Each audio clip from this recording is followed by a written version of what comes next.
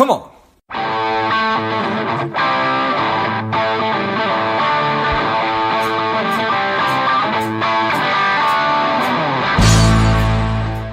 Welcome to Money Savage, a savage approach to personal finance. This is George Grumbacher, and the time is right. Welcome to today's guest, a strong and powerful Jon Dauphiné. Jon, are you ready to do this? I am. Excellent. Let's do this. Jon is the CEO of the Foundation for Financial Planning, the nation's only nonprofit organization solely devoted to supporting the delivery of pro bono financial planning. Excited to have you on. Jon, tell us a little bit about your personal life, some more about your work, and why you do what you do. Yeah, sure, George. Well, it's great to be on. I really got interested in helping people with their money issues and helping people reach better financial security years ago when I was a young attorney. I had just graduated from law school. I got a job with a big firm. And I looked, for the first time, I had what was called a 401k. And I'm from Canada. We didn't have 401ks there. I didn't know anything about it. And I realized I didn't really know anything about investing, and I didn't know that much about personal finance. And I thought, well, if I don't, then surely many Americans who've also probably not had personal finance, they don't know either. And so I practiced law for a while, but then I got into the nonprofit space and really started working on lots of different ways to bring average Americans better financial security. So I worked at AARP for 15 years, and I've run the foundation for about 3 years now. And, it's a great mission. I mean, we really try to bring objective expertise for free to underserved people. Excellent.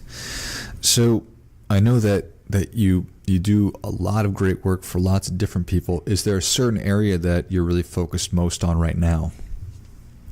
Yeah, I'm really excited about our signature initiative, which we have called our Pro Bono for Cancer campaign.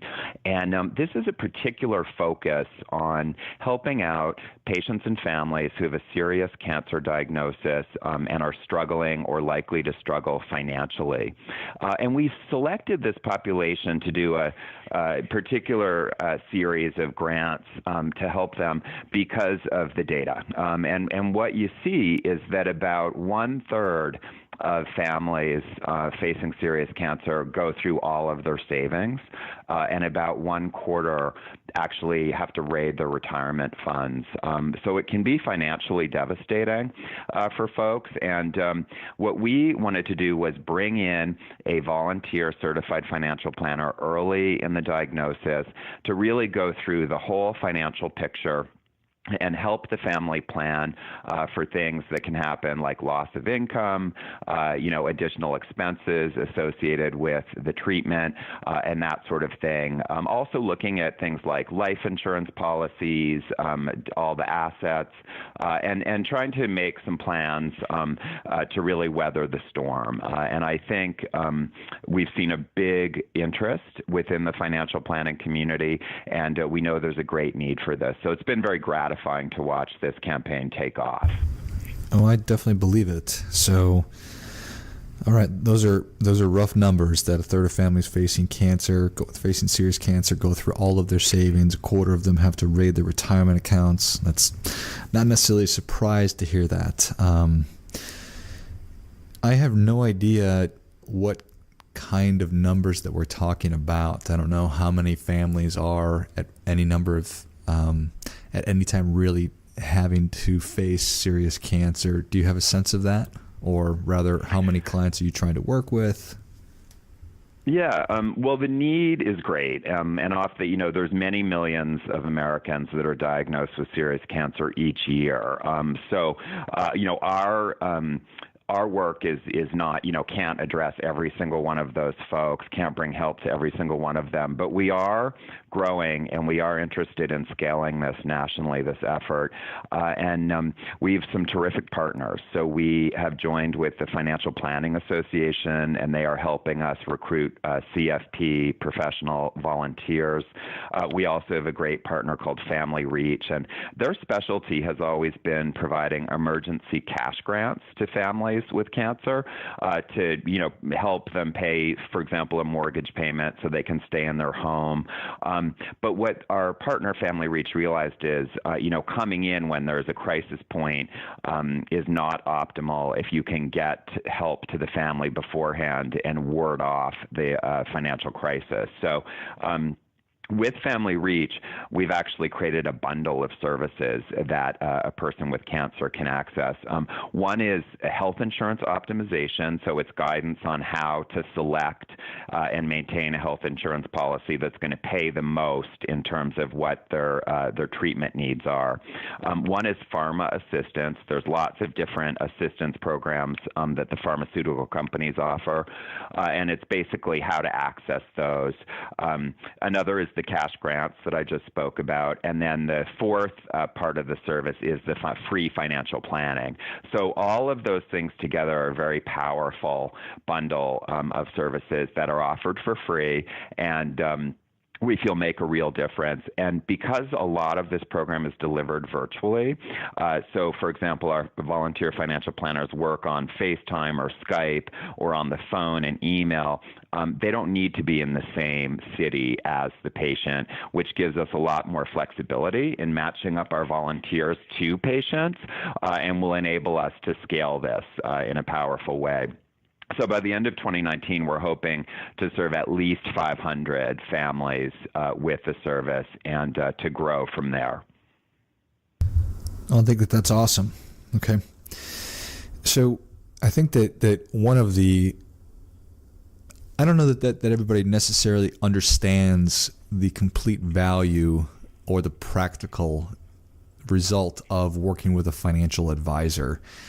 And we're all aware that there's so much information out there at our fingertips, but there's a huge disconnect between knowing what you should do and actually doing something about it, right?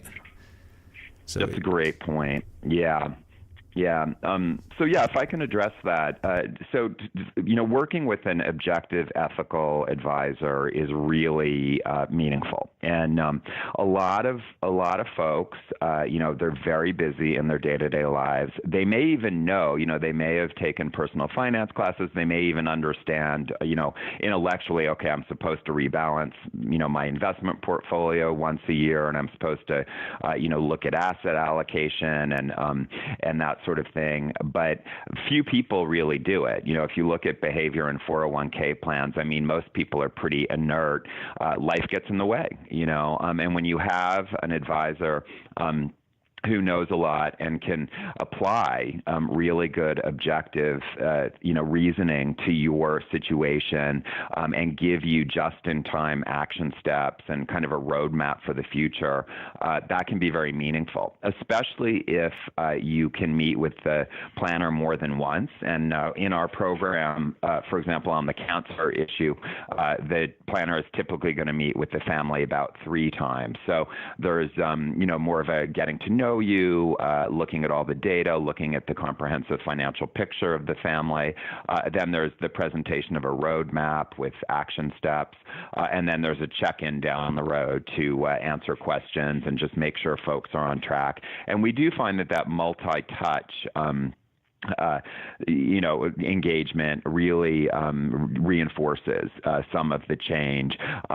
We also find that working with a planner, some people, again, they may sit through a class, on financial literacy, maybe their eyes glaze over, but when they're actively engaged one-on-one with an expert, it's amazing to see how they can apply the principles to their own personal finances in a confidential setting where they can really talk, without stigma or shame about what's going on and really get some needed advice. Yeah, I think that there's so much value to it, and there's probably so many things that stop people from engaging in the financial planning process. Maybe it's intimidating to them. Maybe they're ashamed that they're not in a great financial situation. In terms, or when it comes to families that are dealing with a medical emergency, with crisis, then that's not going to be the first thing on their minds. Are there other factors that you've found that that stop people from engaging and getting a financial plan? Is it cost sometimes too? Yeah, that's a big part of it. One of the barriers I think consumers face is there is fragmentation in the market. So if you don't have a lot of money, but you want assistance, there just aren't that many options because many financial planners, typically have a client base of high net worth individuals. That's how the compensation model works frequently. So it can be a bit of a barrier for folks to find a financial planner. Now, there are hourly financial planners, and this can be an affordable option, for middle-income people. Definitely something we recommend.